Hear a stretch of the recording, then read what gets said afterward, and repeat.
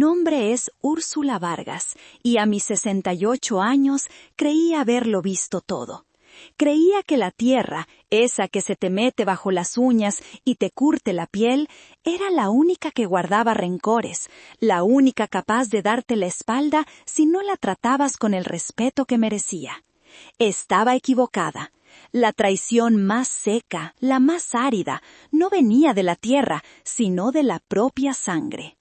Aquella mañana de diciembre, el sol de Jalisco caía con una amabilidad engañosa sobre mi hacienda. El aire olía a tierra húmeda y a las últimas rosas de Castilla de mi jardín, esas flores testarudas que se negaban a rendirse al frío incipiente. Estaba podando un rosal, sintiendo el crujido familiar de las ramas bajo las tijeras, un sonido que siempre me había traído paz. Era un ritual. Mis manos, cubiertas por guantes de cuero, ya no eran las de una joven, estaban marcadas por décadas de trabajo, por el sol que quema y la tierra que exige. Cada callo, cada arruga era un párrafo en la historia de mi vida, una historia que había escrito con sudor y sacrificio, no con tinta. Dentro de la casa el teléfono sonó, un trino agudo que rompió la quietud de la mañana. Lo ignoré al principio. Probablemente era alguien de la oficina con algún reporte que podía esperar. Pero la insistencia, ese repique continuo y ansioso, me hizo suspirar. Dejé las tijeras sobre una banca de piedra y entré a la casa, quitándome los guantes en el camino. En la pantalla del teléfono inalámbrico brillaba un nombre que me provocó una mezcla de cariño y fatiga. Belén, mi nuera, la esposa de mi primogénito, Fermín. Contesté con la calidez que una madre reserva para los suyos, sin importar cuántas veces te hayan decepcionado. «Bueno», dije, mi voz sonando más fuerte de lo que pretendía en el silencio del recibidor. «¡Suegra! ¡Qué bueno que te encuentro!». La voz de Belén era como un postre demasiado dulce, una capa de miel que apenas lograba ocultar algo más, algo que nunca lograba descifrar si era ambición o simple frivolidad. Hablaba rápido, con la energía de quien vive en una ciudad y cree que el tiempo es un enemigo a vencer. «¿Cómo estás? ¿No te interrumpo?» «Nunca interrumpes, hija. Estaba en el jardín. ¿Todo bien por allá? ¿Y los niños?» «Ay, perfectos, creciendo tan rápido, ya sabes. Te llamaba por algo súper emocionante. Ya tenemos listos los planes para Navidad». Sentí una pequeña punzada de alegría. La Navidad siempre había sido mi época favorita. La hacienda se vestía de luces, el olor a canela y ponche inundaba cada rincón.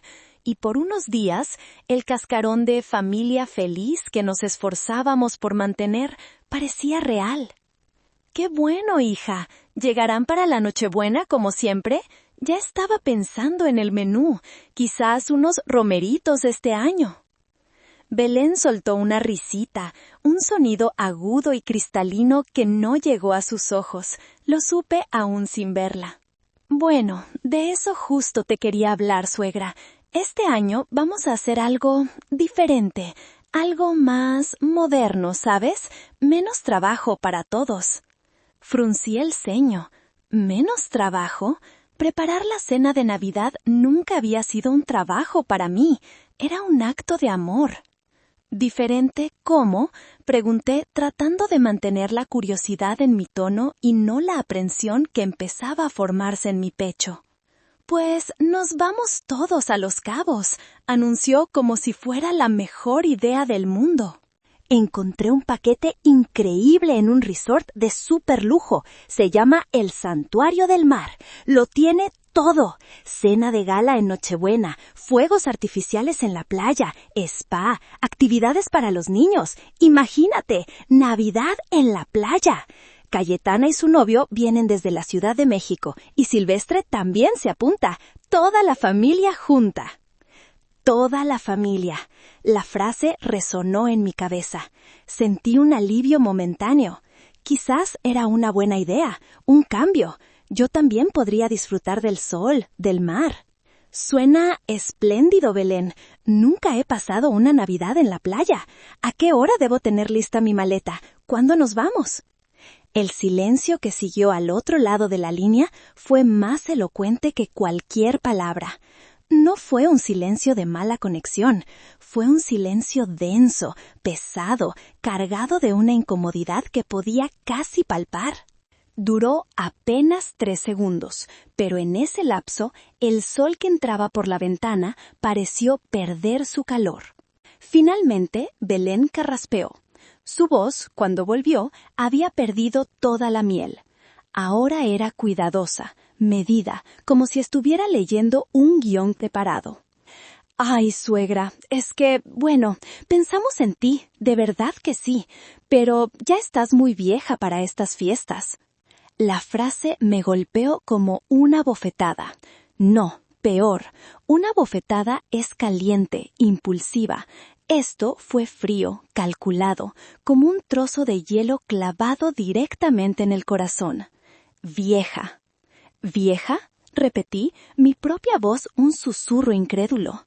Sí, bueno, no en un mal sentido, se apresuró a corregir, aunque el daño ya estaba hecho.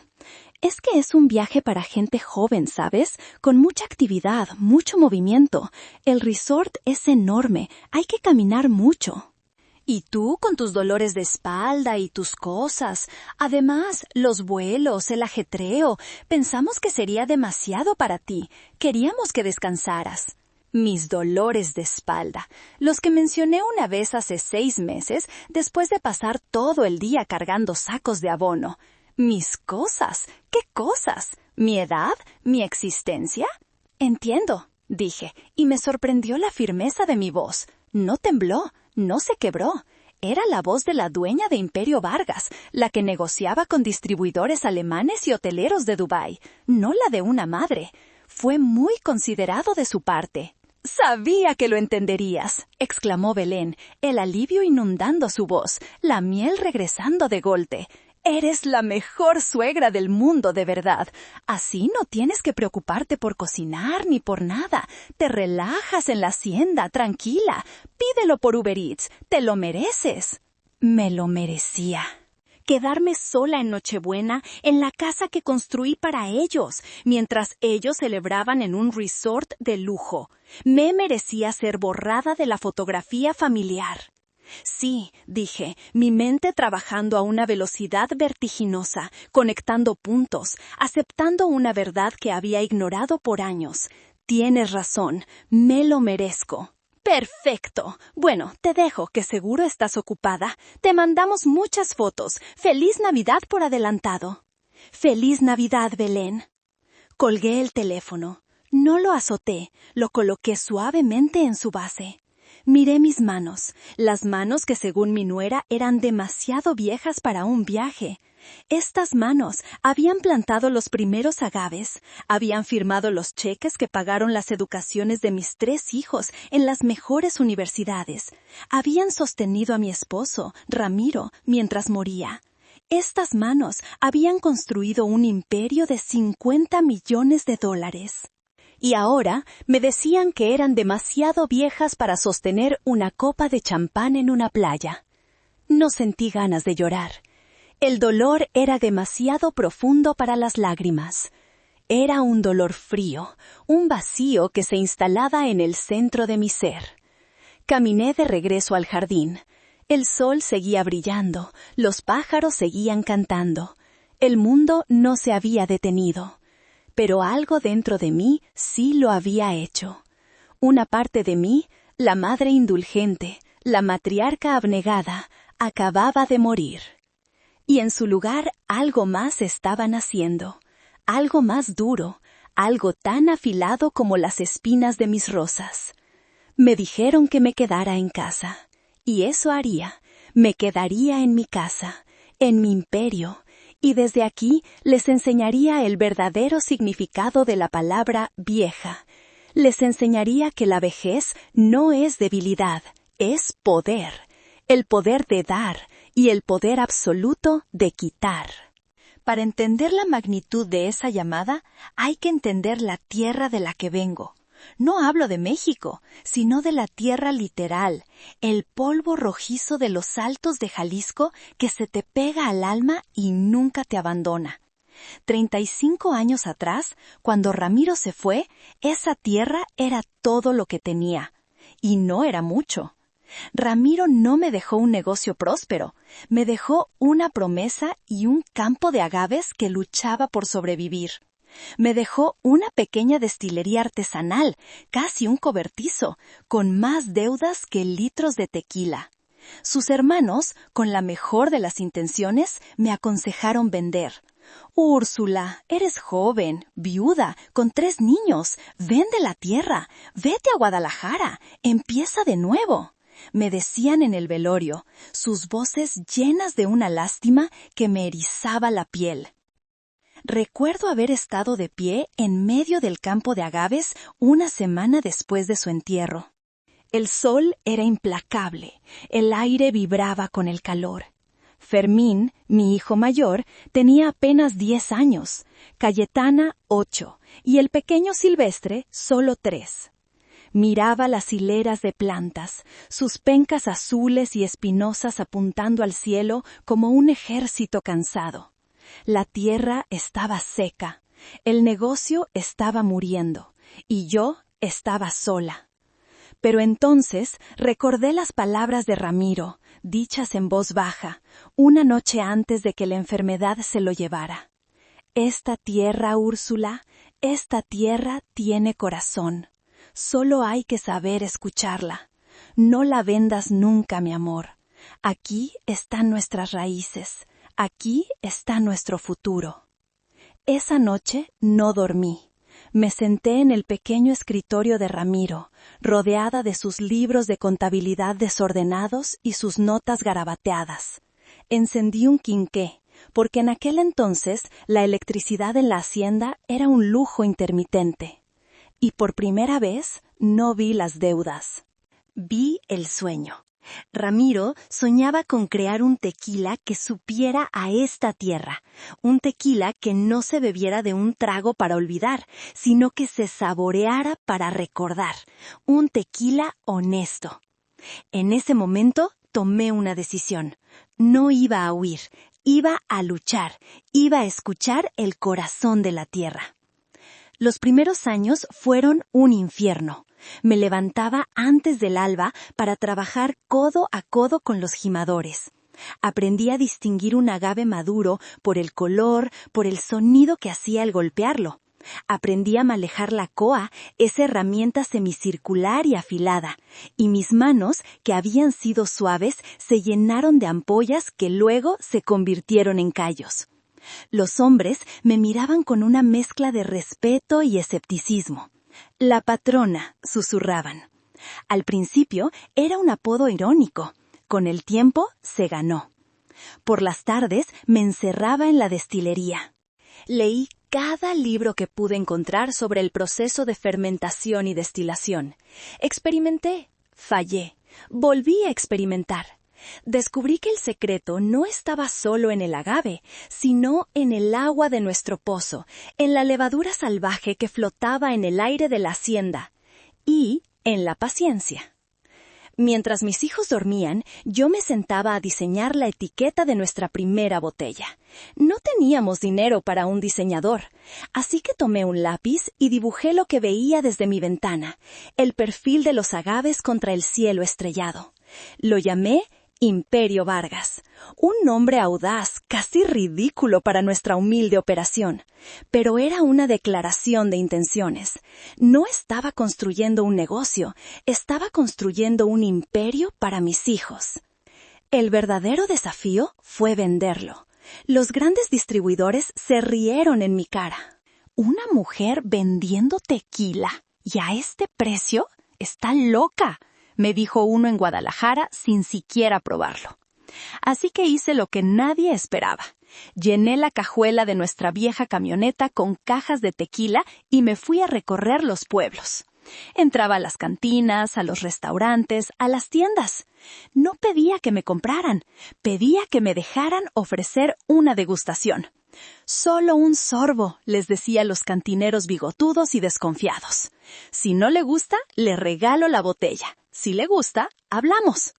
Recuerdo una noche en Tepatitlán, en una cantina llamada El Refugio. El dueño, un hombretón llamado Don Evaristo, me miró por encima de sus gafas y se negó en redondo. «Aquí solo vendemos lo de siempre», gruñó. Pero yo había visto algo que él no. Había visto a un par de turistas americanos en una esquina haciendo muecas al beber el tequila barato de la casa. «Don Evaristo», le dije en voz baja, «esos gringos tienen dinero y no les gusta lo que están bebiendo. Déjeme ofrecerles una copa del mío. Si les gusta y le compran la botella, usted me compra una caja. Si no, me voy y no vuelvo a molestarlo». Él dudó, pero la avaricia le ganó a la desconfianza. Me acerqué a los americanos y les hablé en mi inglés rudimentario que había practicado con un diccionario. Les conté la historia de mi tierra, de mi esposo, de mi sueño. Les serví el tequila en copas pequeñas, no en caballitos. Les enseñé a olerlo, a saborearlo. Sus ojos se abrieron de par en par. Esa noche no solo me compraron la botella, me compraron todas las botellas que don Evaristo tenía, y don Evaristo me compró 5 cajas. Así fue como empezó, pueblo a pueblo, botella a botella. Pero yo sabía que eso no era suficiente. El mundo estaba cambiando. Yo leía las revistas de negocios que llegaban con semanas de retraso al pueblo.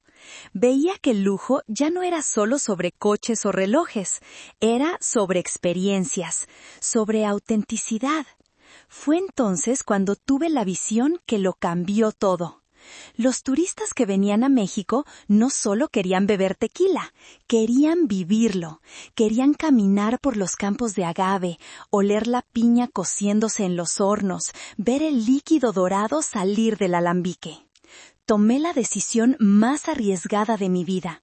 Hipotequé la hacienda hasta el último centavo y empecé a construir la primera hacienda hotel de la región. Todos, incluyendo a mi cuñado Isidro, me dijeron que era una locura.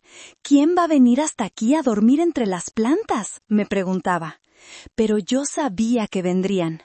Construí habitaciones de lujo con vistas a los campos. Diseñé experiencias de degustación personalizadas. Creé un restaurante que utilizaba ingredientes locales.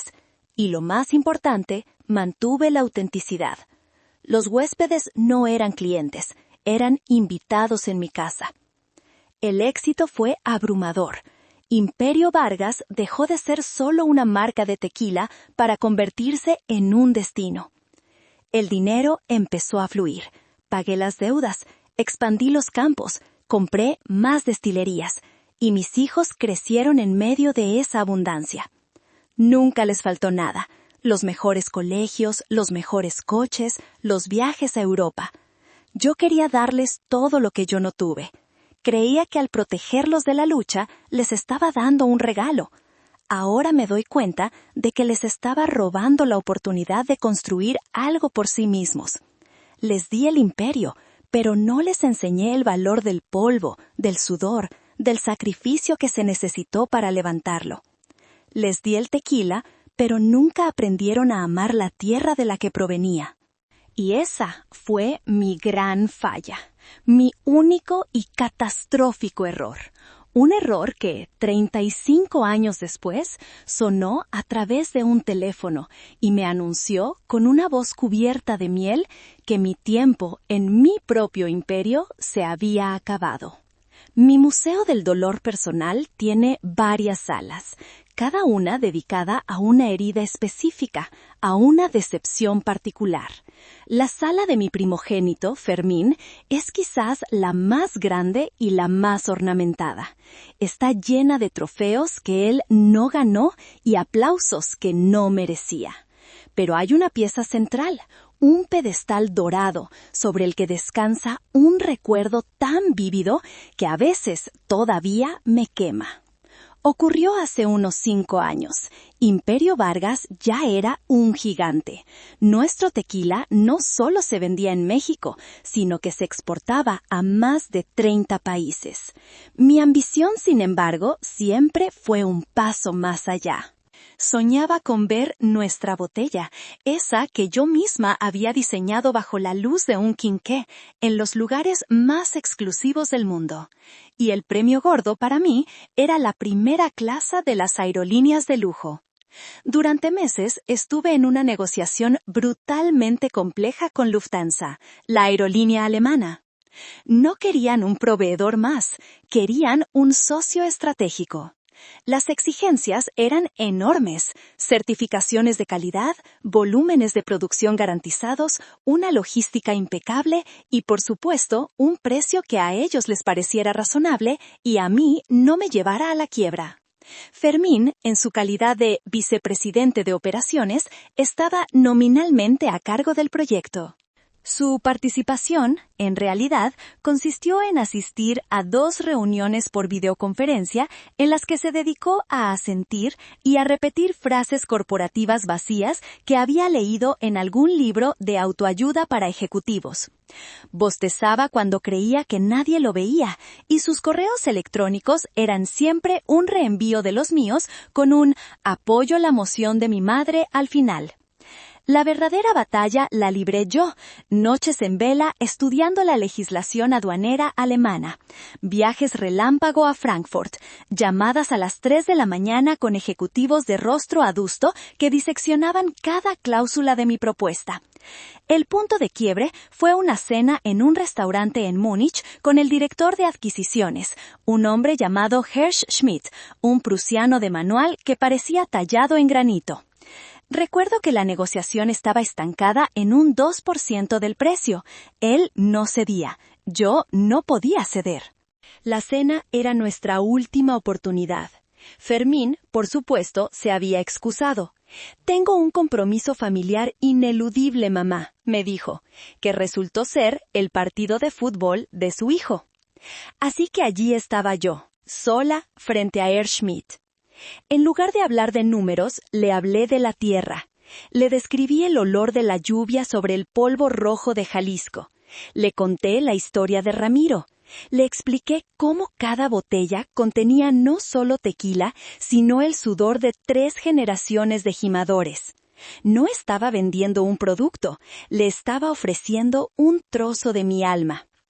Al final de la cena, Herr Schmidt levantó su copa. «Señora Vargas», dijo con un acento pesado, pero con una calidez inesperada, «haremos negocios, no por su 2%, sino por su historia». Cerré el trato. Un contrato de 10 años que no solo puso nuestro tequila en el mapa del lujo global, sino que duplicó nuestros ingresos por exportación de la noche a la mañana. Fue, hasta ese momento, el mayor logro en la historia de Imperio Vargas. Un mes después, organicé una gran cena en la hacienda para celebrar. Invité a toda la familia, a los gerentes de la empresa, a amigos cercanos. Quería compartir mi triunfo, el triunfo de todos. La mesa del jardín estaba espectacular, bajo una enredadera de bugambillas iluminada con luces cálidas. El ambiente era festivo. En medio de la cena, tío Isidro, siempre mi más leal aliado, se levantó y propuso un brindis. «Por Úrsula», dijo con su vozarrón de hombre de campo, «por la mujer que nos ha demostrado que los sueños, si se riegan con trabajo, siempre florecen». Todos aplaudieron. Yo me sentí conmovida, un calorcito agradable extendiéndose por mi pecho. Pero entonces Fermín, mi hijo, mi heredero, se puso de pie. Agradeció a Isidro y luego, con una sonrisa encantadora y una seguridad pasmosa, tomó la palabra. «Gracias, tío, y gracias a todos por estar aquí», comenzó, su voz resonando con una autoridad que no le pertenecía. «Ha sido un camino largo y difícil. Recuerdo esas noches en vela, negociando con los alemanes. Herr Schmidt es un hueso duro de roer, mamá?» Me guiñó un ojo como si compartiéramos un secreto de guerra. Yo solo pude asentir, paralizada. Y entonces procedió a narrar la historia de la negociación como si él hubiera sido el protagonista. Habló de mis estrategias, de mis argumentos, de cuando finalmente logré convencerlo. Contó la anécdota de la cena en Múnich, pero en su versión era él quien había seducido a Herr Schmidt con historias de la Tierra. Incluso tuvo el descaro de equivocarse en el nombre del ejecutivo. Lo llamó Schneider. Nadie pareció notarlo. Yo lo escuchaba, y era como ver a un actor interpretando mi vida, pero mal. Cada palabra era una pequeña torsión de la realidad, un robo sutil. Miré a mi alrededor. Belén lo miraba con adoración. Cayetana y Silvestre asentían, impresionados por el heroísmo de su hermano mayor. Los gerentes, que sabían la verdad, mantenían una sonrisa profesional, pero evitaban mi mirada. Se sentían incómodos, pero nadie se atrevía a corregir al heredero. Y yo no dije nada. Me quedé sentada, con mi copa de vino en la mano y una sonrisa congelada en el rostro. Sentí cómo la alegría de mi triunfo se desvanecía, reemplazada por un sabor amargo, metálico. No era rabia, era algo peor. Era la confirmación de mi propia invisibilidad. Había dado a luz a un hombre que no solo se beneficiaba de mi trabajo, sino que necesitaba borrarme de la ecuación para sentirse completo. Cuando terminó su discurso, hubo una ovación. La gente se acercó a felicitarlo, a él. Y yo seguí allí, sentada, la anfitriona silenciosa de una celebración que ya no era mía. En ese momento entendí que para mi hijo yo no era la arquitecta del imperio, era el andamio, una estructura necesaria para construir, pero que debía ser retirada una vez que el edificio estuviera terminado, para que solo él pudiera brillar. Aquella noche, mientras todos reían y brindaban por el éxito de Fermín Vargas, yo me di cuenta de que había creado un monstruo con mi propio sacrificio. Un monstruo encantador, bien vestido, que me llamaba mamá mientras me robaba el alma.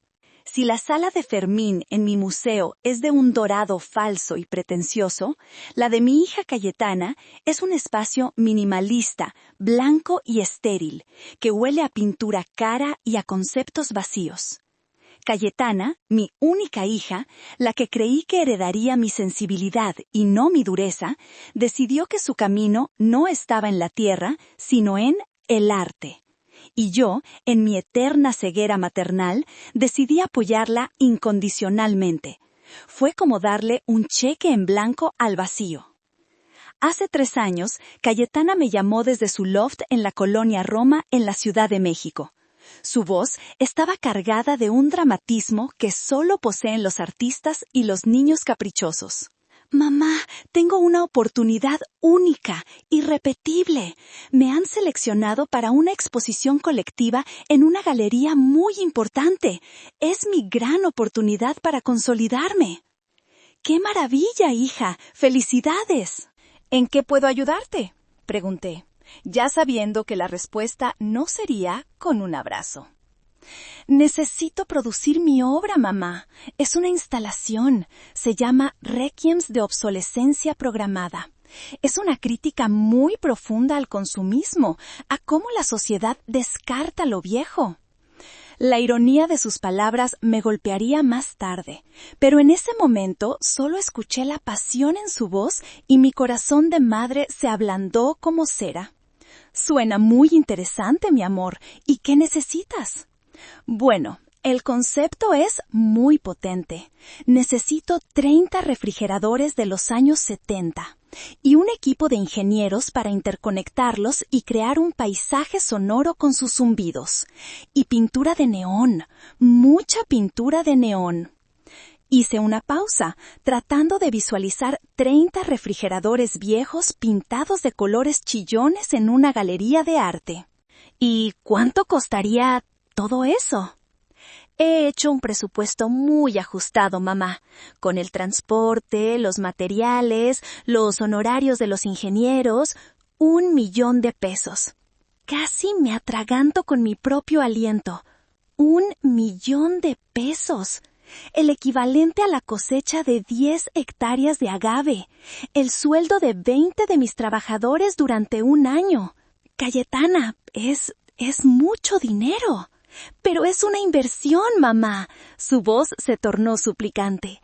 El arte es una inversión. Cuando mi nombre sea reconocido, estas piezas valdrán 10 veces más. Piensa en ello como si estuvieras comprando acciones de mi futuro. Comprando acciones de mi futuro. Esa frase se me quedó grabada. Mis hijos habían aprendido a hablar el lenguaje de los negocios, pero solo para aplicarlo a sus propios caprichos. Cedí, como siempre. Le transferí el dinero, diciéndome a mí misma que era el precio de su felicidad, de su realización.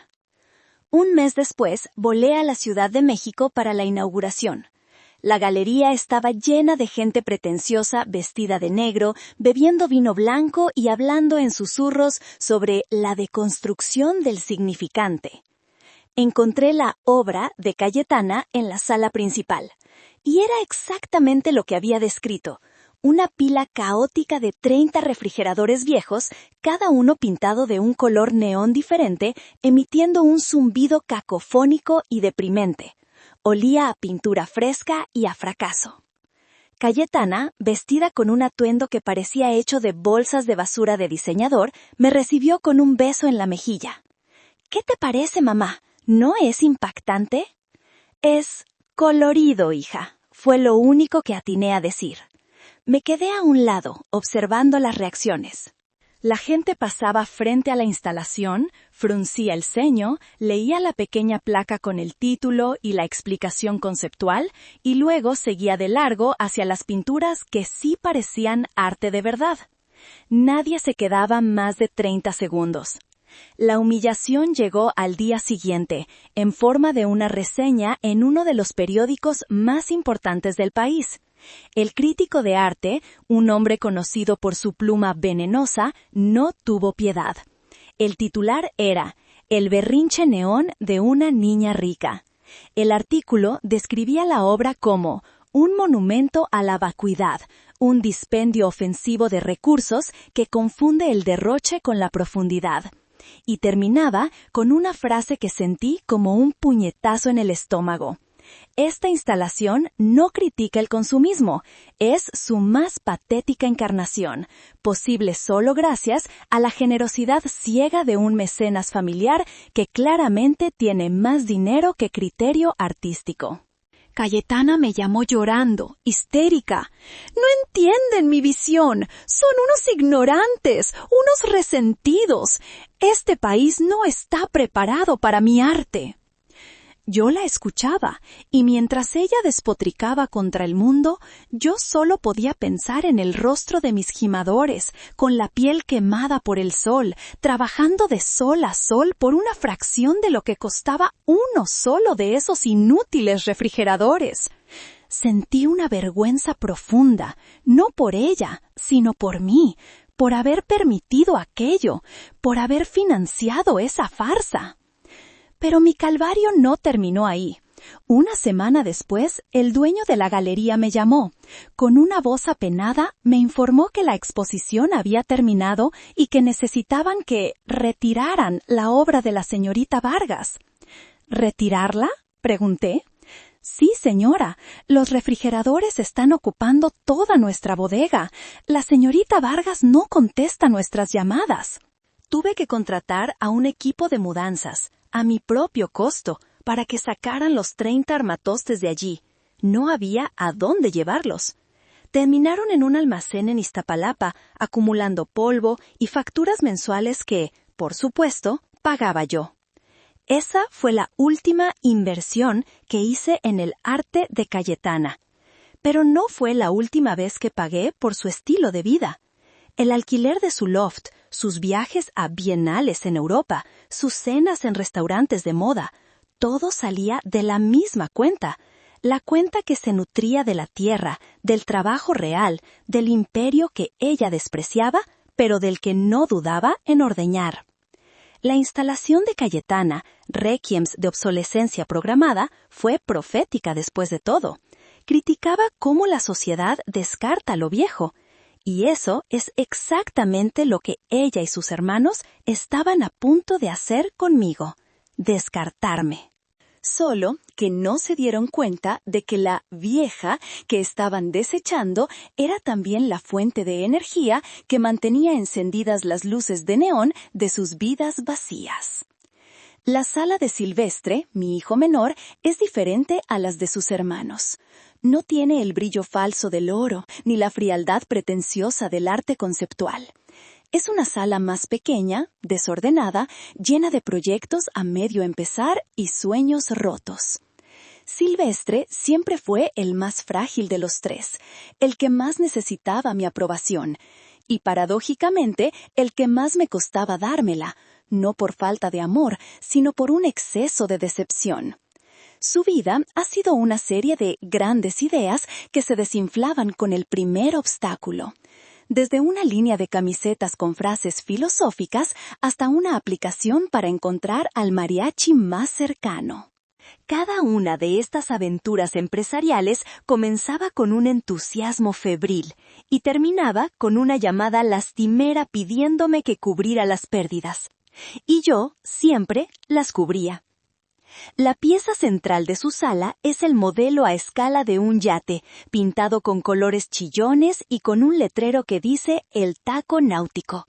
Fue su obra maestra del fracaso, la que casi me hace perder la fe por completo. Hace poco más de un año, Silvestre me presentó su plan. Había decidido que el futuro de la comida callejera no estaba en las calles, sino en el mar. Su idea era un barco de tacos de lujo en Cancún. Un yate que recorrería la costa de la zona hotelera sirviendo tacos de cochinita pibil y margaritas de nuestro tequila a turistas adinerados. «Imagínatelo, mamá», me dijo, sus ojos brillando con esa chispa que yo conocía también, la chispa que siempre precedía al desastre. Música, sol, tacos gourmet y el mejor tequila del mundo. Es un negocio a prueba de balas. Debí haber dicho que no. Mi instinto, el mismo que me decía qué agave estaba listo para la jima y qué contrato era una trampa, me gritaba que era una idea terrible. Pero vi la desesperación en sus ojos. A sus 37 años, Silvestre sentía el peso de ser el único de los hermanos que no tenía ni siquiera un título falso de vicepresidente o la excusa del arte para justificar su existencia. Quería, con todas sus fuerzas, demostrar que podía hacer algo bien. Y yo quise, con todas mis fuerzas, que lo lograra. Le di 2 millones de pesos. «Es la última vez, Silvestre», le dije con una seriedad que ninguno de los dos creyó. «Esta vez, hazlo bien. Estudia el mercado, saca los permisos, contrata gente profesional». Compró un yate de segunda mano, lo pintó como un alebrije flotante y contrató a un chef amigo suyo que sabía más de fiestas que de cocina. No investigó las regulaciones marítimas, no tramitó los permisos de sanidad correctos, no contrató a un capitán con licencia vigente. Simplemente se lanzó al mar, convencido de que su entusiasmo sería suficiente para mantener el barco a flote. Duró exactamente una semana. La llamada me encontró en medio de una reunión de la junta directiva. Era Silvestre, su voz un hilo ahogado por los sollozos. «Mamá, tienes que venir, por favor». El taco náutico había sido detenido por la Capitanía de Puerto. No tenía permisos para vender comida a bordo. El capitán había sido arrestado por navegar en estado de ebriedad, y los empleados, a quienes no les habían pagado, se habían amotinado y amenazaban con desmantelar el barco si no recibían su dinero. Tuve que cancelar todo, tomar mi avión privado y volar a Cancún. La escena que encontré fue patética. El yate, que en las fotos parecía tan festivo, estaba anclado en un muelle sucio, con un aire de abandono. Silvestre estaba sentado en la proa, con la cabeza entre las manos, un hombre de casi 40 años llorando como un niño. Tuve que negociar con el capitán de puerto, un hombre severo que me miraba como si yo fuera la responsable del circo de mi hijo. Tuve que pagar multas exorbitantes. Tuve que sacar de mi propia bolsa el dinero para pagarle a la tripulación furiosa. Tuve que contratar a un abogado local para sacar al capitán borracho de la cárcel. Pasé 3 días en Cancún, no en un hotel de lujo, sino corriendo de una oficina gubernamental a otra, limpiando el desastre de mi hijo. Cuando todo terminó, cuando el barco fue liberado y los problemas legales temporalmente resueltos, me senté con Silvestre en la cubierta del yate ahora silencioso. El sol del Caribe se ponía, tiñendo el cielo de naranjas y morados, una belleza que yo era incapaz de apreciar. No le grité, no le reproché, estaba demasiado cansada para eso. Solo lo miré. ¿Qué vas a hacer ahora, Silvestre? Él no levantó la vista del suelo. No lo sé, mamá. Todo lo que toco lo arruino. Había tanta verdad y tanto autocompadecimiento en esa frase que me rompió el corazón. No arruinas todo lo que tocas, le dije, mi voz más suave de lo que quería. Simplemente empiezas a construir el techo sin haber puesto los cimientos. El entusiasmo no es un plan de negocios, hijo. Se quedó en silencio por un largo rato. Yo ya me estaba levantando para irme, asumiendo que la conversación había terminado. Pero entonces hizo algo que me sorprendió. Levantó la vista y, aunque sus ojos estaban rojos e hinchados, me miró directamente. Y en voz muy, muy baja, casi un susurro, dijo: «Gracias». Fue un gesto mínimo, casi imperceptible. No había excusas, no había promesas vacías, solo esa palabra. Y en ese gracias escuché, por primera vez en mucho tiempo, una pizca de algo genuino, una semilla de responsabilidad en medio de un campo de fracasos. No cambió nada en ese momento. Tuve que vender el taco náutico a pérdida, por supuesto. Tuve que absorber la deuda. Pero ese recuerdo, ese susurro, se quedó conmigo. Fue el único atisbo de gratitud que había recibido de mis hijos en años. Una pequeña luz en la inmensa oscuridad de su ingratitud. Una luz que, sin saberlo entonces, me daría una razón para dudar, para cuestionar, mucho tiempo después, cuando todo el imperio estuviera en juego. Unos días antes de la llamada de Belén, antes de que mi mundo cuidadosamente construido se agrietara, hubo una tarde que ahora, en retrospectiva, parece una premonición. La hacienda, mi reino, nunca se sentía vacía. Estaba llena del murmullo constante del trabajo, el sonido de los tractores a lo lejos, las risas de los trabajadores en su descanso, el zumbido de la línea de embotellado. Yo había poblado mi soledad con la actividad, con el propósito. Había construido una comunidad, no solo una empresa. Conocía a cada uno de mis empleados. Sabía que la esposa de Miguel, el jefe de gimadores, esperaba a su primer nieto. Sabía que la hija de Sofía, la cocinera, acababa de graduarse de enfermera.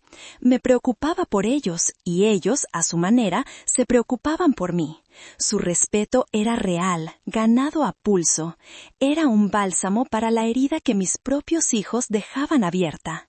Esa tarde en particular, el trabajo había terminado y un silencio apacible se había asentado sobre la propiedad. El sol comenzaba a bajar, pintando el cielo y los campos de agave con tonos dorados y púrpuras. Yo caminaba por los senderos de la hacienda, una costumbre que tenía desde los tiempos de Ramiro. Era mi forma de tomarle el pulso a la tierra, de sentirla respirar. Mientras pasaba por el viejo almacén, vi a mi cuñado Isidro sentado en un banco de madera, fumando un cigarrillo de liar con calma. Isidro, el hermano menor de Ramiro, era un hombre de 75 años que parecía tallado en la misma madera de mezquite que los cerchos de la hacienda. Era un hombre de pocas palabras, pero sus silencios contenían más sabiduría que todas las conversaciones de mis hijos juntas. Él era el único que quedaba de la vieja guardia, el único que me había visto llegar como una joven esposa asustada y transformarme en la patrona.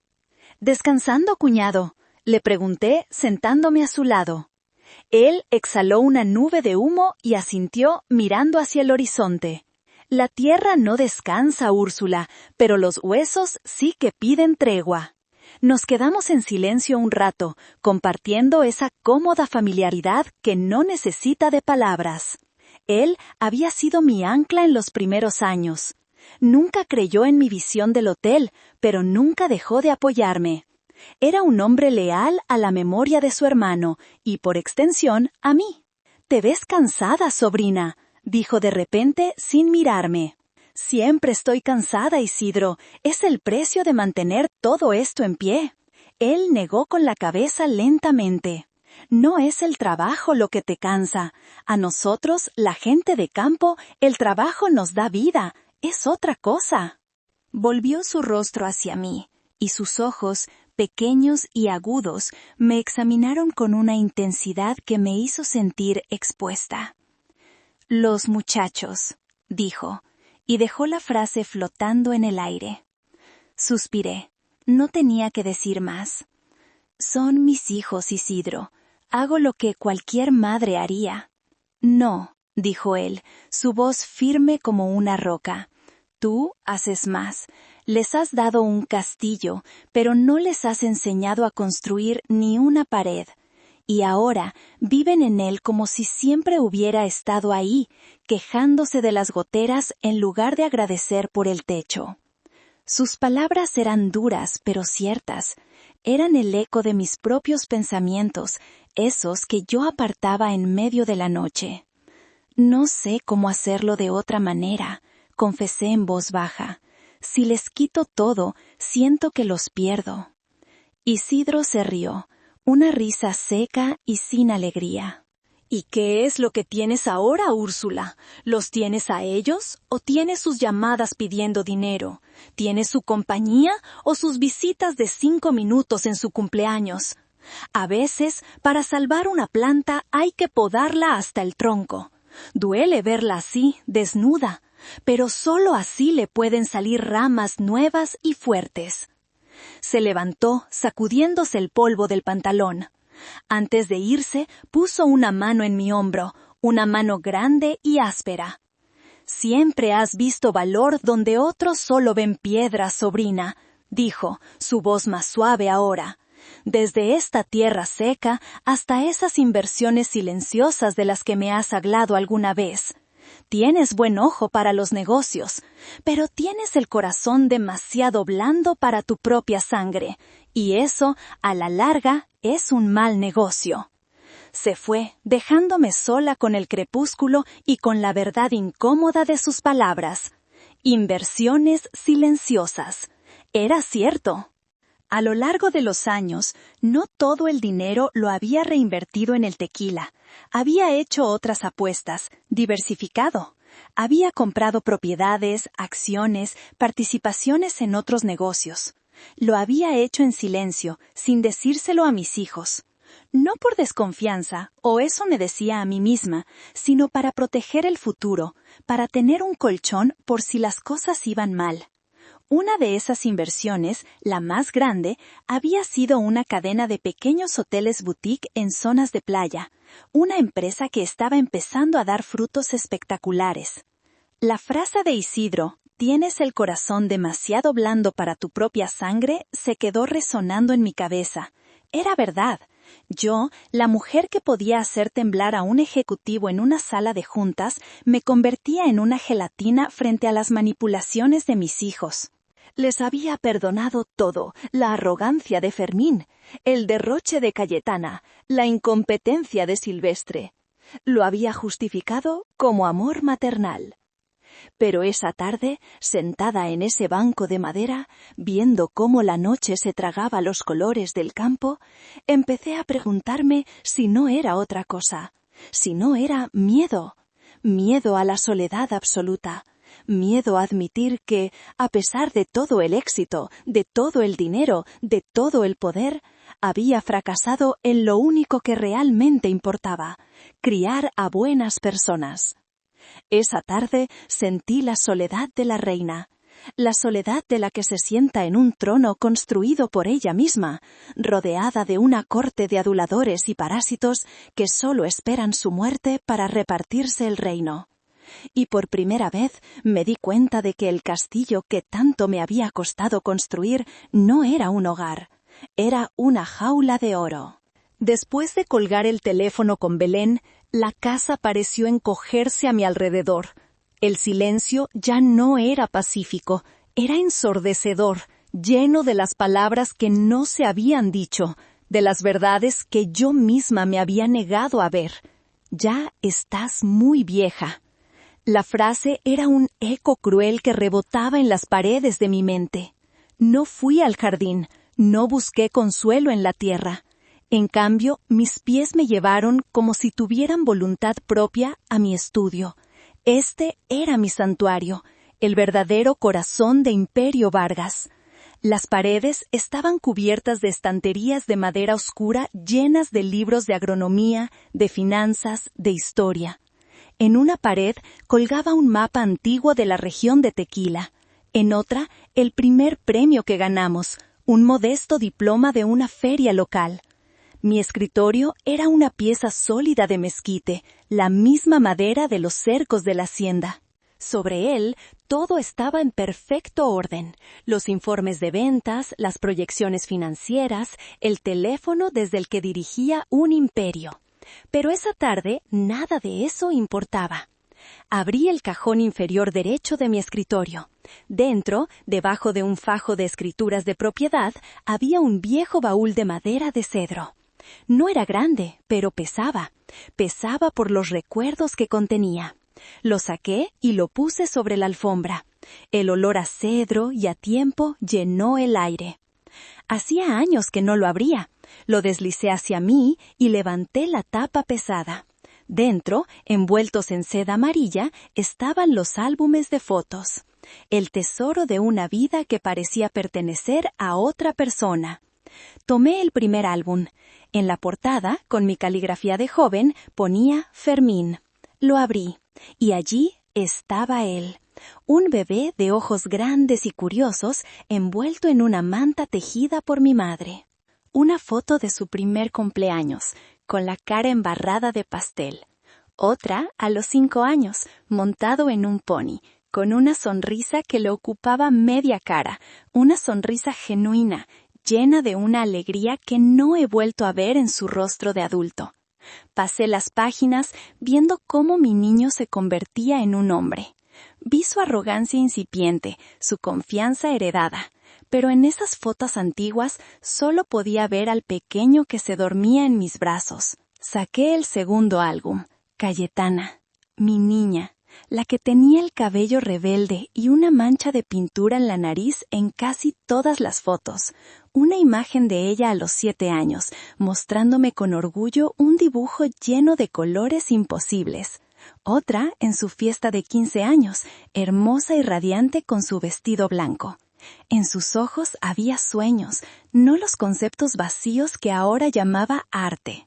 Había una luz, una chispa creativa que yo había confundido con talento y que, quizás, solo era el brillo de una juventud despreocupada. Finalmente, el álbum de Silvestre, mi pequeño, el más apegado a mí. Había una foto que me partió el alma. Él tendría unos 4 años. Estaba dormido en mi regazo, su pequeña mano aferrada a mi dedo, como si temiera que lo soltara. Su rostro era un mapa de paz absoluta, de confianza ciega, la confianza de que su madre siempre estaría allí para protegerlo, para solucionar sus problemas. Una confianza que yo, en mi afán de protegerlo, había convertido en una dependencia crónica. Y mientras miraba esas caras inocentes, esos momentos congelados en el tiempo, sucedió. El dique que había construido alrededor de mi corazón durante años, la fortaleza que me permitía ser la patrona, se derrumbó. Y lloré. No fue un llanto silencioso y digno.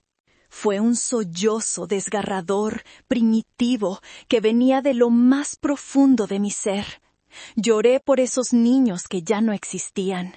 Lloré por la madre que yo había sido, una madre que amó tanto que acabó ahogando a sus hijos en ese amor.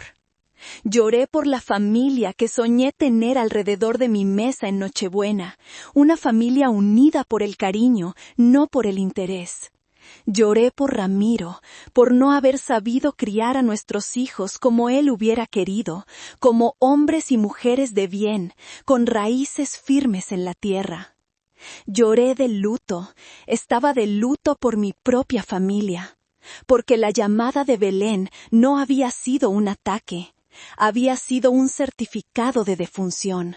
La confirmación de que la familia que yo recordaba, la que vivía en esos álbumes de fotos, había muerto hacía mucho tiempo. Y yo, su matriarca, era la última en enterarme. Me quedé allí, en el suelo de mi estudio, abrazada a esos álbumes, hasta que no me quedaron más lágrimas. El sol se había puesto y la habitación estaba en penumbra.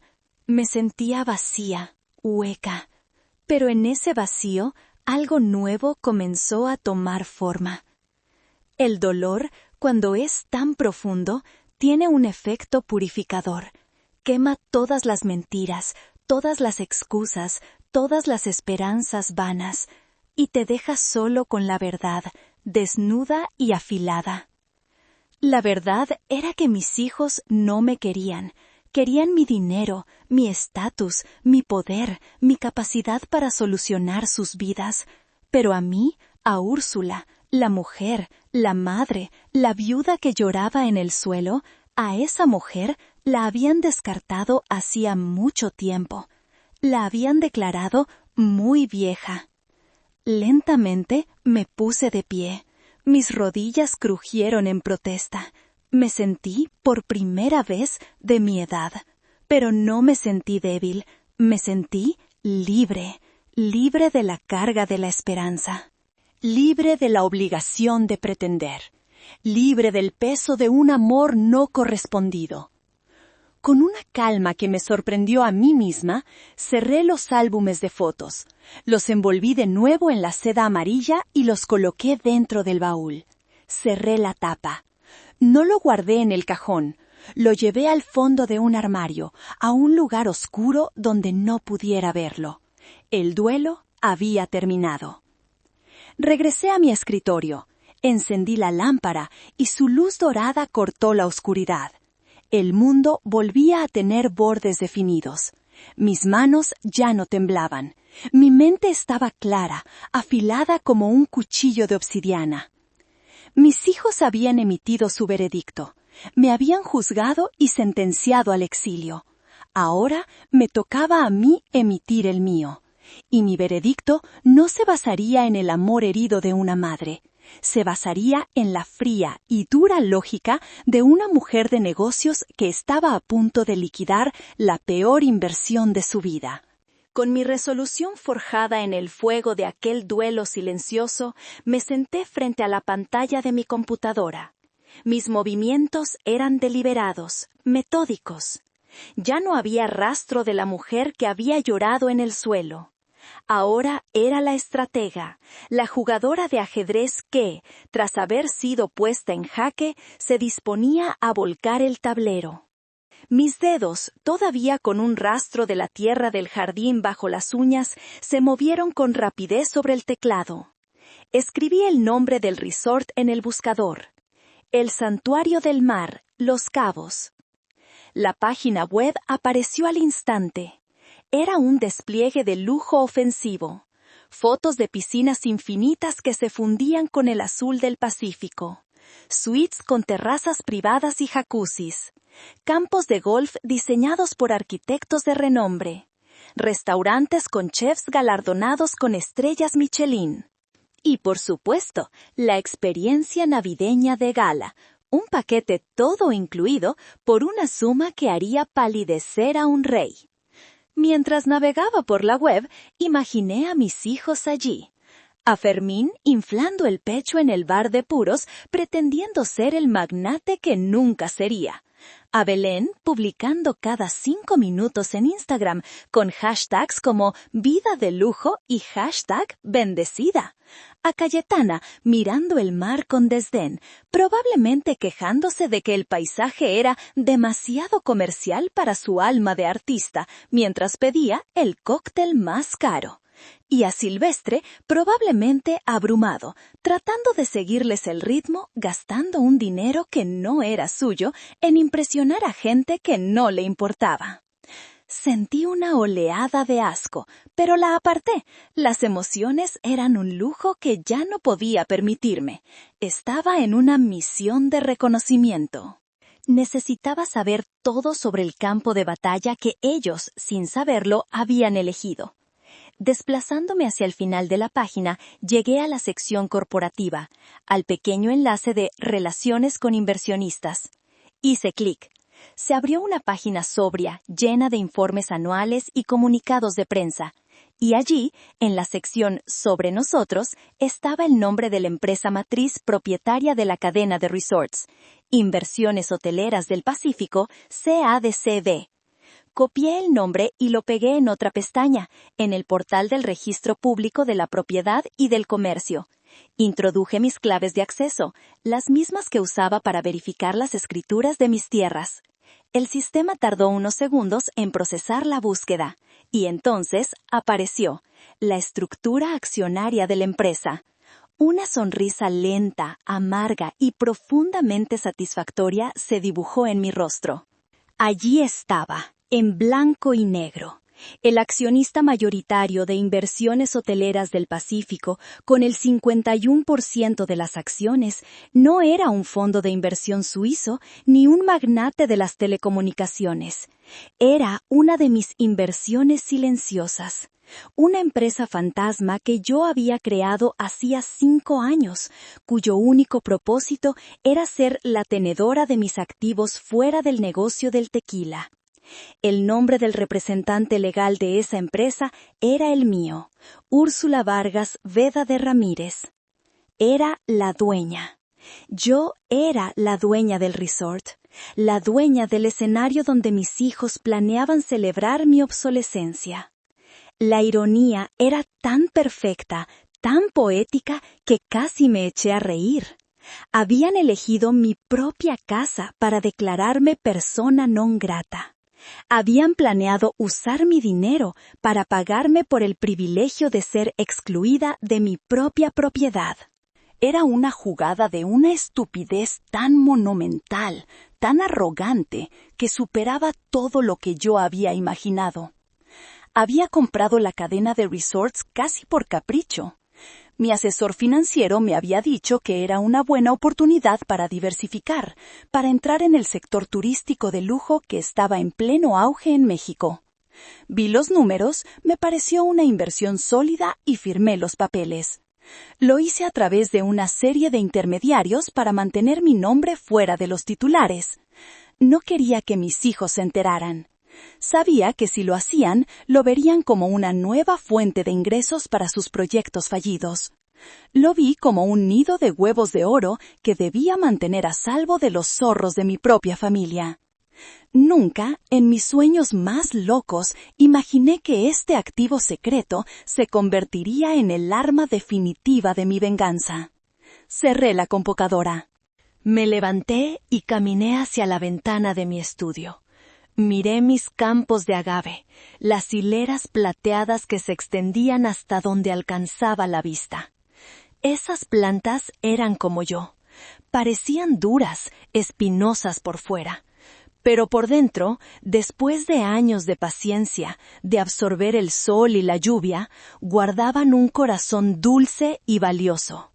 Un corazón que podía convertirse en el tequila más fino del mundo, o en el veneno más amargo.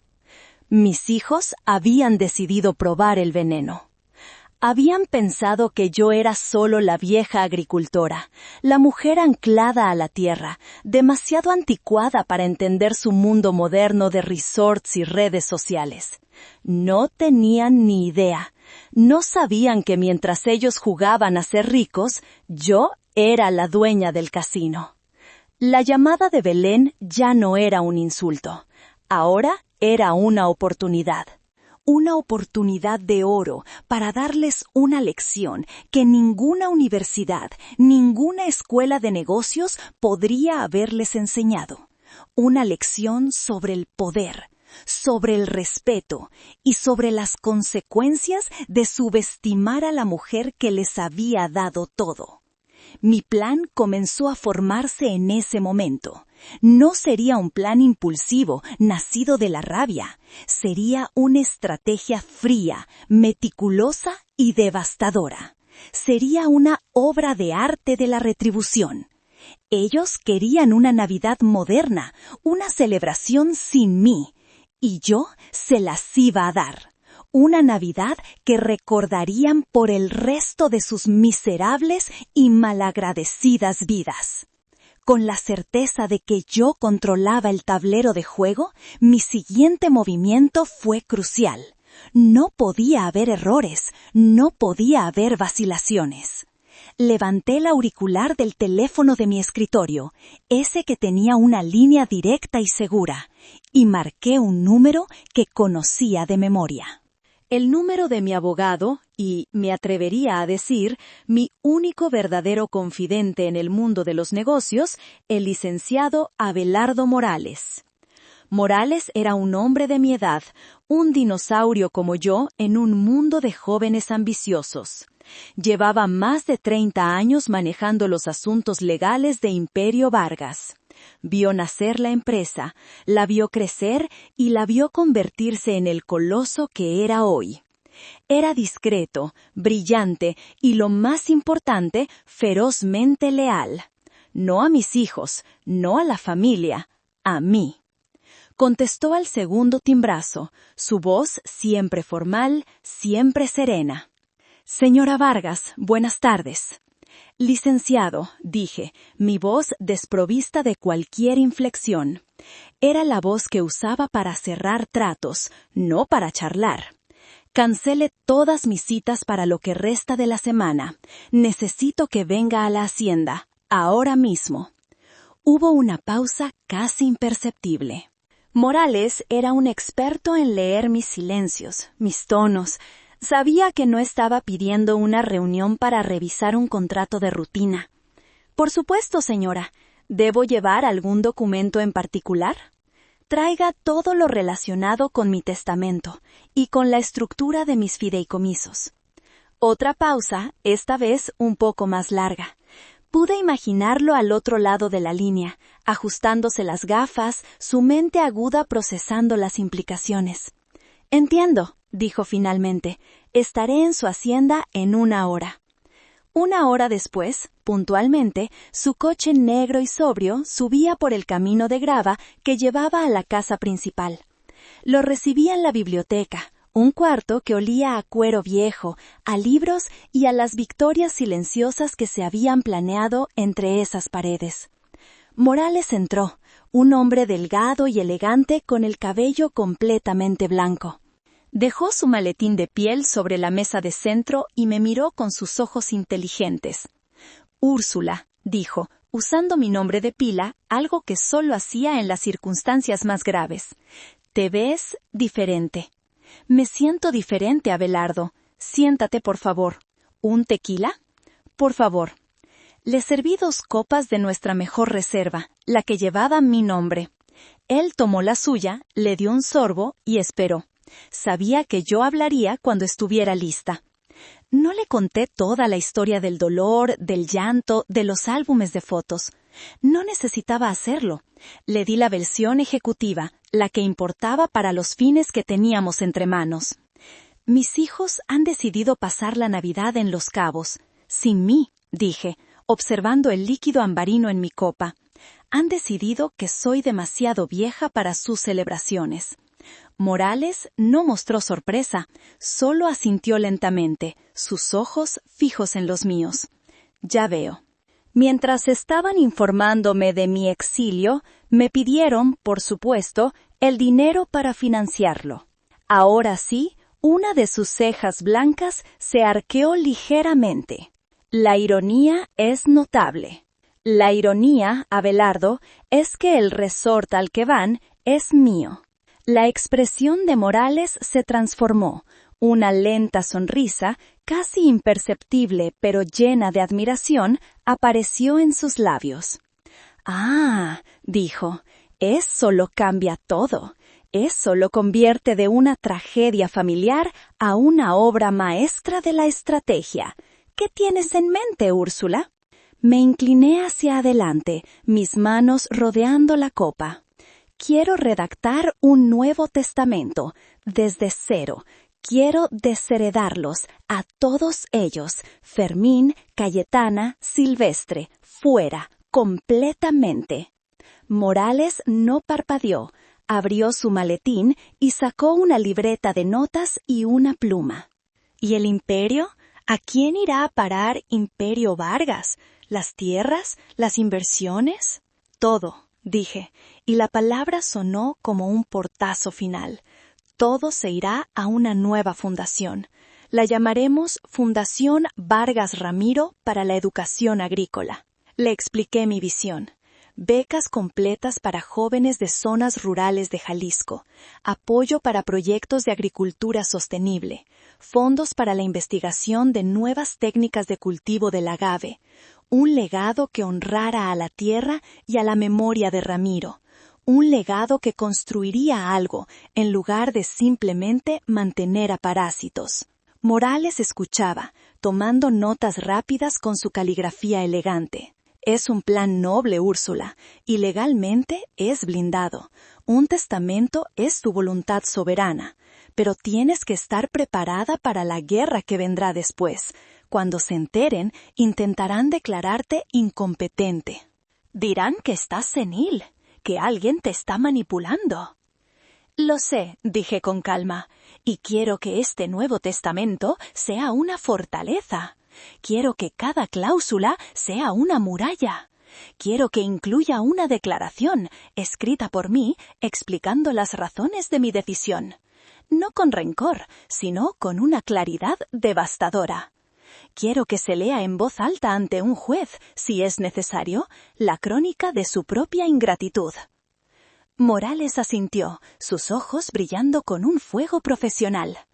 Lo haremos a prueba de bombas. Incluiremos evaluaciones psiquiátricas recientes que demuestren tu plena capacidad.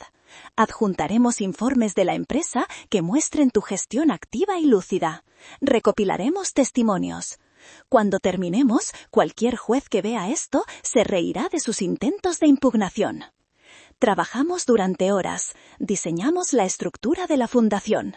Nombramos a un consejo directivo formado por personas de mi más absoluta confianza.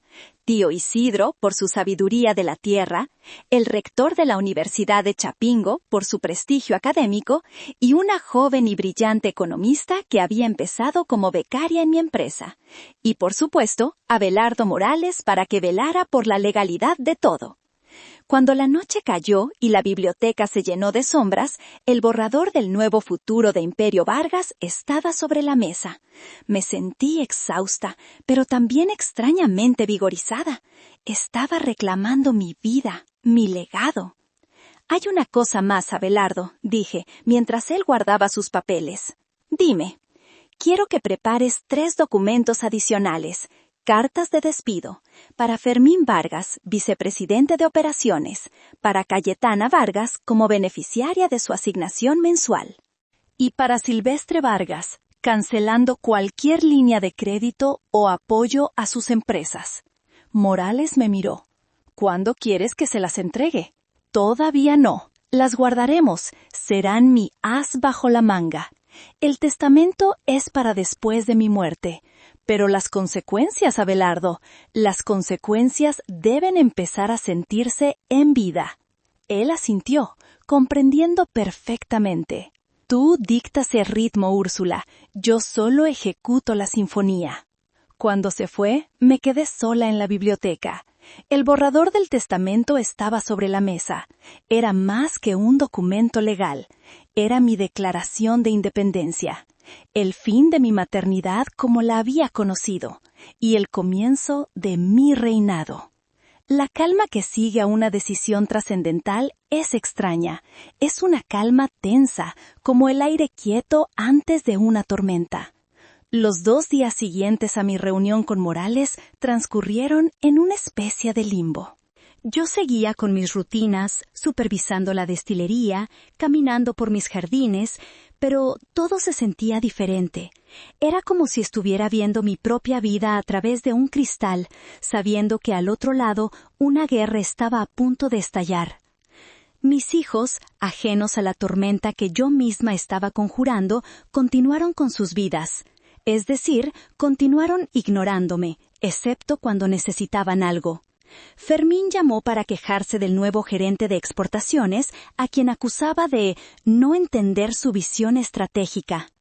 Cayetana envió un mensaje de texto con un enlace a un juego de sofás de diseñador carísimo con un simple «¿Qué opinas?», que era su forma de pedirme que se lo comprara. Silvestre guardó un silencio que yo supuse era de vergüenza o, más probablemente, de planificación de su próximo desastre.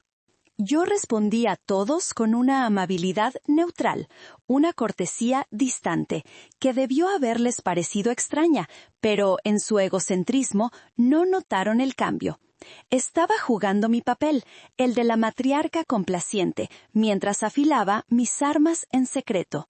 La primera ofensiva de su lado, aunque inconsciente, llegó en la forma de mi prima Leocadia.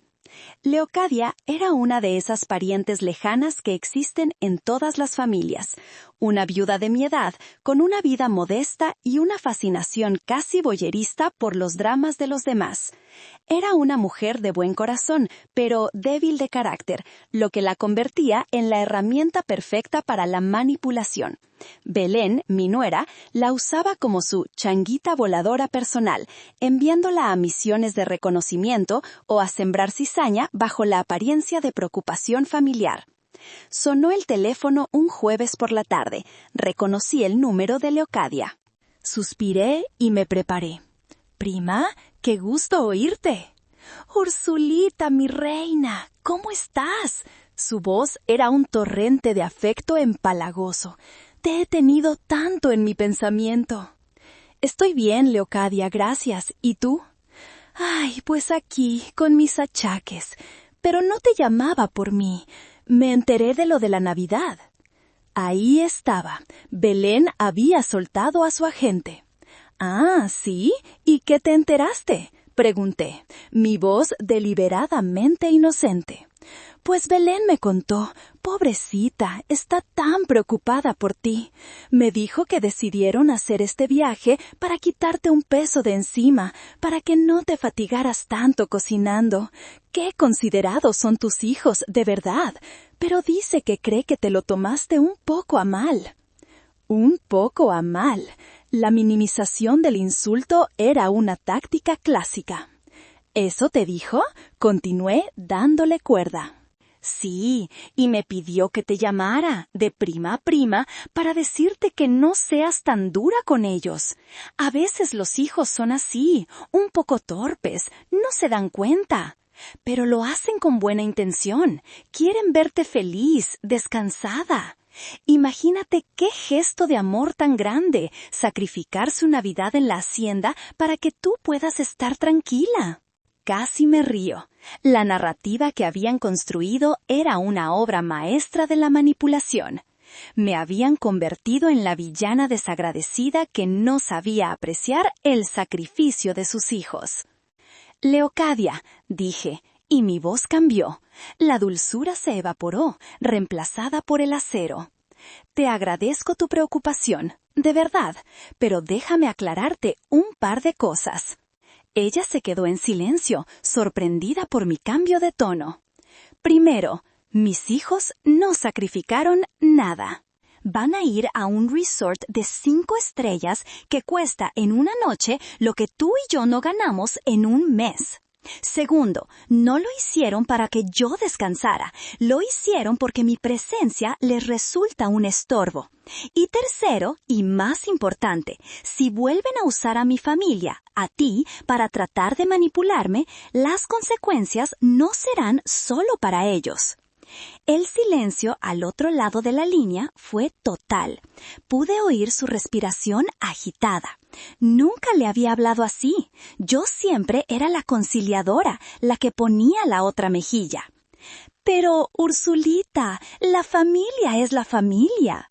Exacto, Leocadia. La familia es la familia. Y la familia se basa en el respeto. Algo que mis hijos han olvidado. Les has dado mi mensaje, ¿verdad? Diles que su estrategia de usar intermediarios no va a funcionar. Si tienen algo que decirme, que tengan el valor de decírmelo a la cara. Y diles que mi paciencia, esa que han estirado durante 40 años, acaba de romperse. Colgué. Sabía que había sido dura con ella, pero era necesario. Tenía que cortar las líneas de suministro del enemigo. Tenía que demostrarles que las viejas reglas del juego, donde ellos manipulaban y yo cedía, se habían acabado para siempre. Esa noche sentí una extraña sensación de poder. No era el poder del dinero, que siempre había tenido. Era un poder diferente.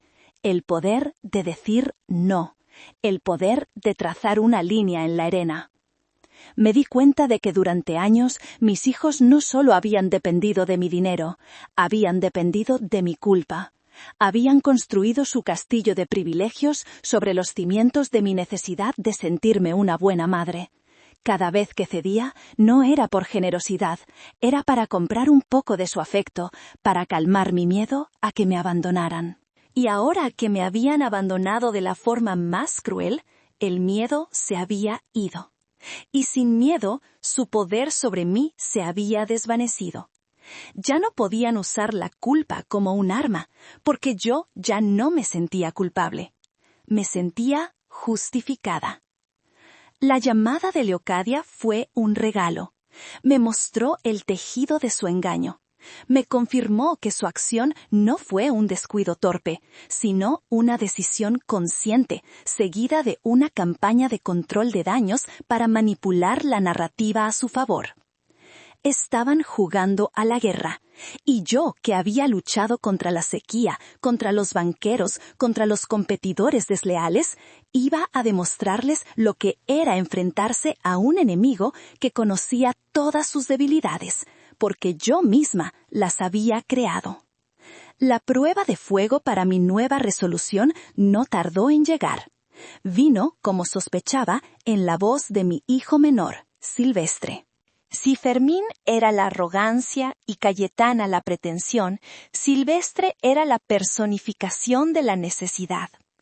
Era un pozo sin fondo de crisis existenciales y emergencias financieras. Llamó un sábado por la mañana. Yo estaba en la cocina supervisando la preparación de la comida para los trabajadores. El olor a tortillas recién hechas y a frijoles guisados llenaba el aire. Era un olor a hogar, a trabajo honesto. ¿Mamá? Su voz sonaba pequeña, rota. Supe de inmediato que algo andaba mal, lo que, en el caso de Silvestre, era lo normal. ¿Qué pasa, hijo? ¿Estás bien? No, mamá, no estoy bien. Estoy desesperado. Me aparté del bullicio de la cocina y fui a mi estudio, cerrando la puerta detrás de mí. Explícame qué sucede. Y entonces se desató el torrente. Una historia enrevesada sobre un proveedor al que le debía dinero, sobre un préstamo que había pedido a la gente equivocada, sobre amenazas y plazos que vencían esa misma tarde. Era la misma historia de siempre, solo cambiaban los detalles. Había usado el dinero que le di para empezar de nuevo después del desastre del taco náutico en otra idea brillante, la importación de trufas exóticas de Italia para venderlas a restaurantes de lujo en Polanco. Por supuesto, las trufas se habían echado a perder en la aduana por un problema con los permisos de importación que él no había tramitado. Y ahora me dicen que si no les pago para las 5 de la tarde, van a venir a buscarme, mamá. Tengo mucho miedo. La cantidad que necesitaba era, como siempre, específica y absurdamente alta. 500,000 pesos. $500,000 para cubrir una vez más su incompetencia. Escuché su historia y por primera vez no sentí lástima. No sentí el impulso maternal de protegerlo. Sentí un cansancio infinito, un hartazgo que me llegaba hasta los huesos. Estaba cansada de ser su red de seguridad, porque mi red no le permitía caer, le impedía aprender a volar. Pero esta llamada era diferente, era mi prueba. Una cosa era tomar decisiones drásticas en la soledad de mi biblioteca con mi abogado. Otra, muy distinta, era mantener esa firmeza frente al pánico genuino de mi hijo más vulnerable. Silvestre, dije, mi voz tranquila, mucho más de lo que me sentía por dentro. Sí, mamá, contestó, su voz llena de una esperanza patética. ¿Qué harías si yo no pudiera ayudarte? Hubo un silencio desconcertado al otro lado de la línea. ¿Cómo? No entiendo. Es una pregunta simple. Imagina que no tengo el dinero. Imagina que mi teléfono está apagado. ¿Cuál sería tu siguiente paso? ¿Qué harías para resolver esto por ti mismo? Pero tú siempre tienes el dinero, mamá, y siempre me ayudas. Eres mi madre. Eres mi madre. Esa frase la había usado como un conjuro mágico toda su vida, la justificación para toda su irresponsabilidad. Sí, soy tu madre, y como tu madre, quizás el mayor error que he cometido ha sido hacerte creer que yo soy la solución a todos tus problemas. Te he convertido en un hombre que no sabe cómo luchar, porque siempre he peleado tus batallas. Pero esta vez es diferente, estoy en peligro. Siempre estás en peligro, Silvestre, porque vives sin un plan, sin precaución, sin responsabilidad. Saltas de un acantilado a otro, esperando que yo siempre esté abajo con una cama elástica. Pero, ¿qué pasará el día que yo no esté? Su respiración era agitada. Podía oír su pánico creciendo. No me hagas esto, mamá. Por favor, te lo suplico. Haré lo que quieras. Trabajaré en la hacienda, barreré los pisos, lo que sea. Pero sácame de esta. Las promesas, las mismas promesas que me había hecho después del fiasco de las camisetas, de la aplicación de mariachis, del barco de tacos. Promesas que se disolvían tan pronto como el dinero llegaba a su cuenta. Cerré los ojos, recordé su rostro de niño, dormido en mi regazo. Recordé su gracias susurrado en el muelle de Cancún. Una parte de mí, la madre que había sido durante 40 años, gritaba que lo salvara, que firmara el cheque, que aplazara la lección para otro día. Pero la otra parte, la mujer que había despertado esa semana, sabía que otro día nunca llegaría, que si cedía ahora estaría sentenciándolo a una vida de dependencia perpetua, que el acto de amor más grande que podía hacer por él en este momento era precisamente no hacer nada. Era dejarlo caer, dejarlo sentir el golpe duro y frío de la realidad. Lo siento, hijo, dije, y cada palabra me costó un esfuerzo inmenso.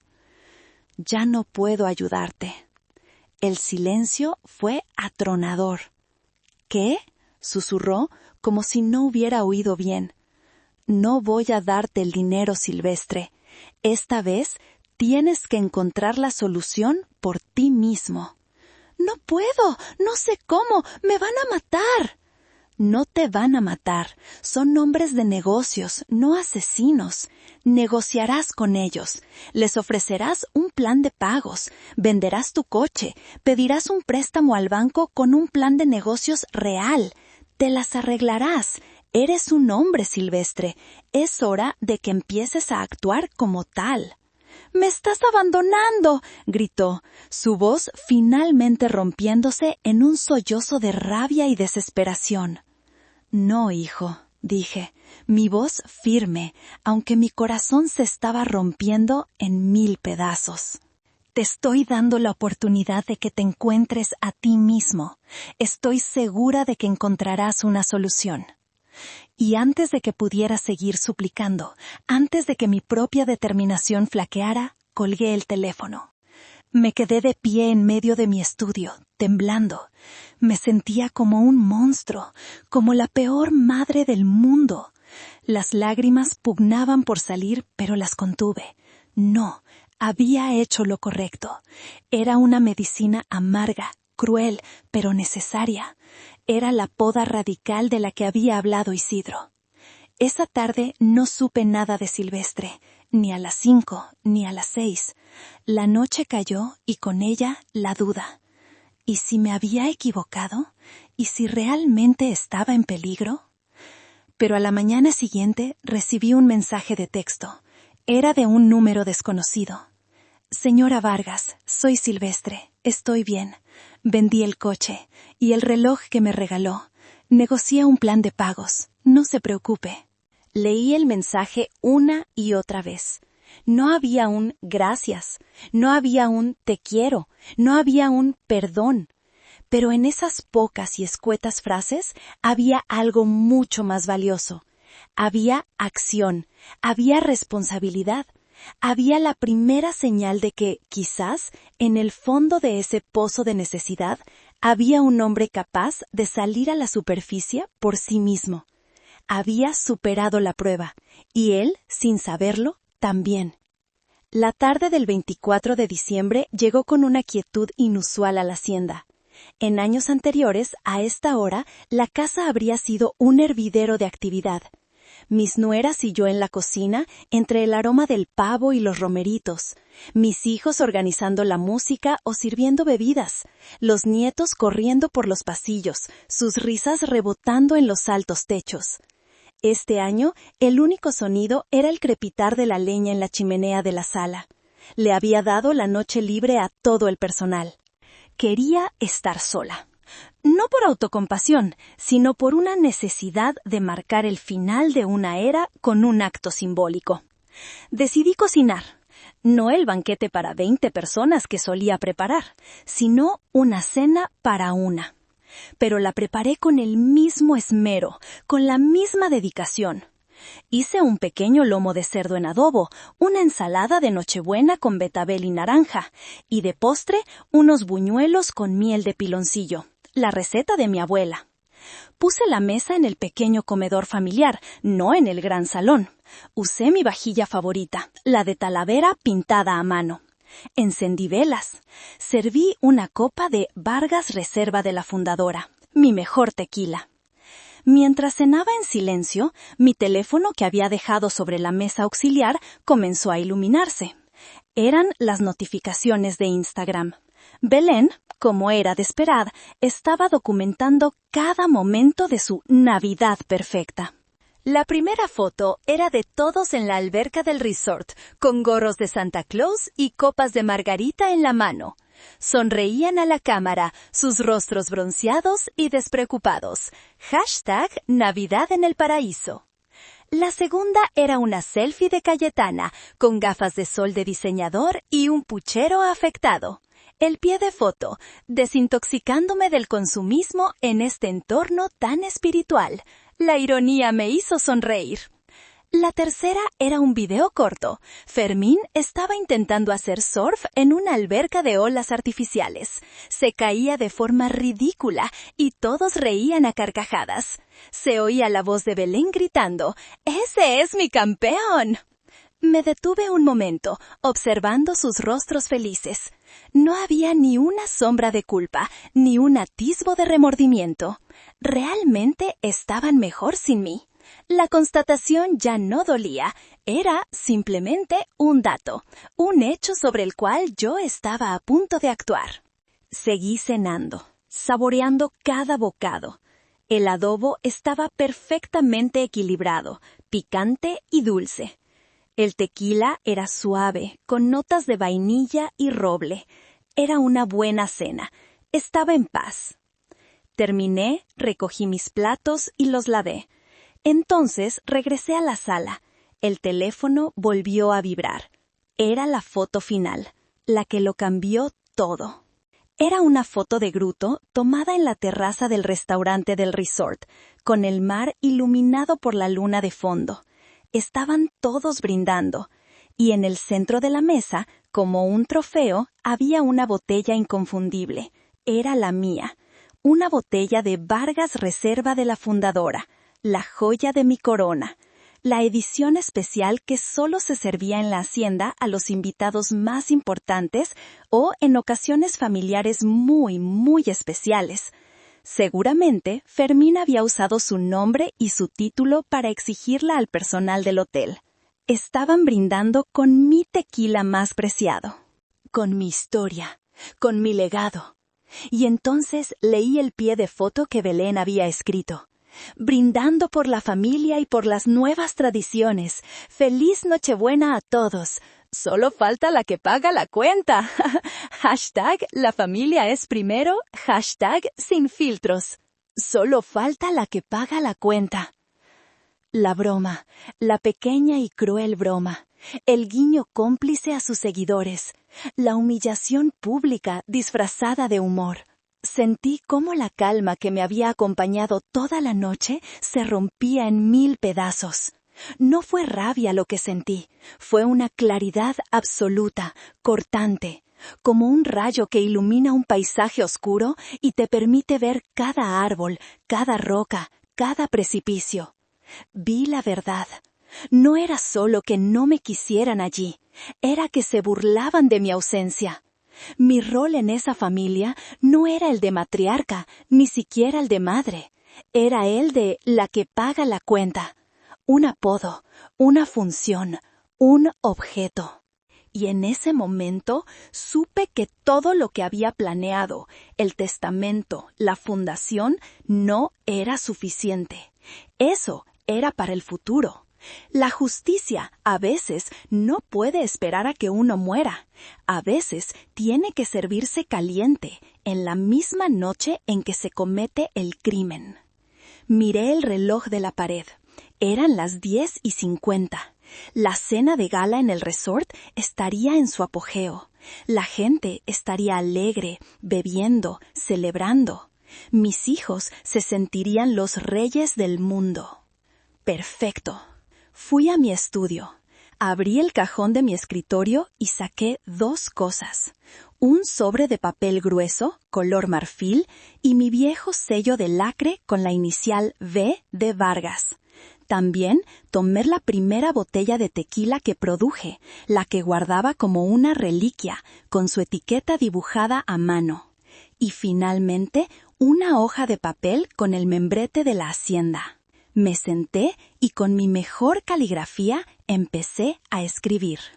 Eran las 11 de la noche, la hora mágica de la Nochebuena, la hora en que las familias intercambian abrazos y buenos deseos, la hora en que la esperanza y la buena voluntad, se supone, llenan el aire. Para mí era la hora de la ejecución. Con la carta escrita y el paquete preparado, levanté el teléfono y marqué el número directo del gerente general de El Santuario del Mar. Sabía que estaría allí. En una noche como esa, el capitán del barco siempre está en el puente. «Buenas noches, habla el señor Martínez. ¿En qué puedo servirle?» Su voz era profesional, impecable, con ese tono de amabilidad entrenada de la alta hotelería. «Señor Martínez, habla Úrsula Vargas». Hubo un silencio de un par de segundos. Él no me conocía personalmente, pero sin duda conocía el nombre del accionista mayoritario de su empresa. Mi nombre solo aparecía en los informes más confidenciales. «Señora Vargas», dijo, su tono cambiando sutilmente, volviéndose más deferente, más alerta. «¡Qué sorpresa! Es un honor. ¿Está usted en el hotel?» «No, señor Martínez. Estoy en mi hacienda en Jalisco, Pero necesito que me haga un favor personal, un favor muy importante. Por supuesto, señora, lo que usted ordene. En su restaurante principal